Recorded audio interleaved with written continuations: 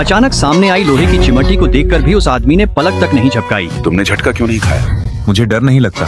और तुम्हें डर क्यों नहीं लगता? पता नहीं, शायद मैं बस डरता ही नहीं हूँ। ये देखकर गैंग के सरगना ने संतुष्ट होकर मुस्कान दी, लेकिन किसे पता था कि यह तो गैंग में शामिल होने की प्रवेश परीक्षा थी। केतली में पानी उबलने के बाद 1000 डिग्री से अधिक तापमान का खौलता पानी उनके हाथों पर डाला गया।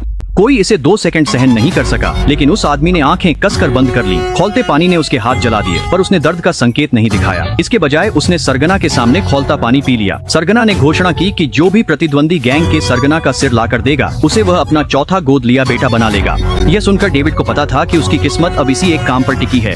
वह अकेला ही प्रतिद्वंदी गैंग के पास गया। इसी बीच दुश्मन के सरगना माइक की पहले से ही कई सालों से ख्याति थी। जब उसने देखा कि आया व्यक्ति 20 के शुरुआती दशक का युवा है, तो उसने डेविड को गंभीरता से नहीं लिया। डेविड ने शब्द बर्बाद नहीं किया, तुरंत हमला कर दिया।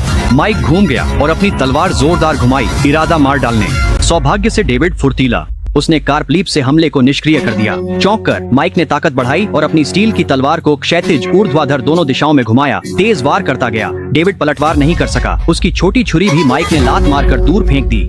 ये देखकर माइक के हमले और भी उग्र हो गए। उसकी तलवार के वार तेज और बेरहम थे। जल्द ही उसे एक मौका मिल गया। डेविड ने शरीर की हलचल से समय पर वार किया। उसने छुरी की पीठ को कसकर पकड़ा, फिर माइक के चेहरे पर जोरदार मुक्का जड़ दिया। डेविड ने मौका पाते ही उसके हाथ से बड़ी छुरी छीन ली और माइक की ओर फेंक दी।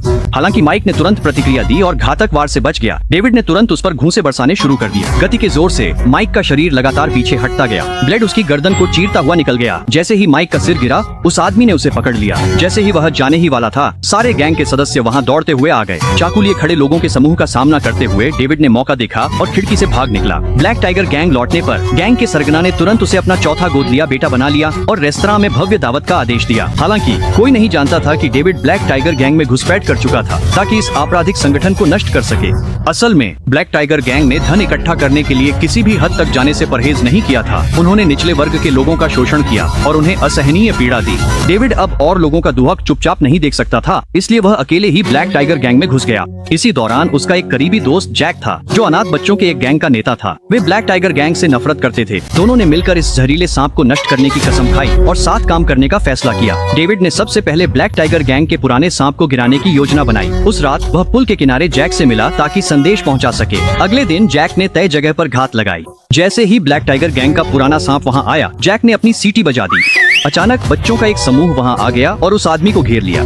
तुरंत बाद एक युवक ने छुरा फेंका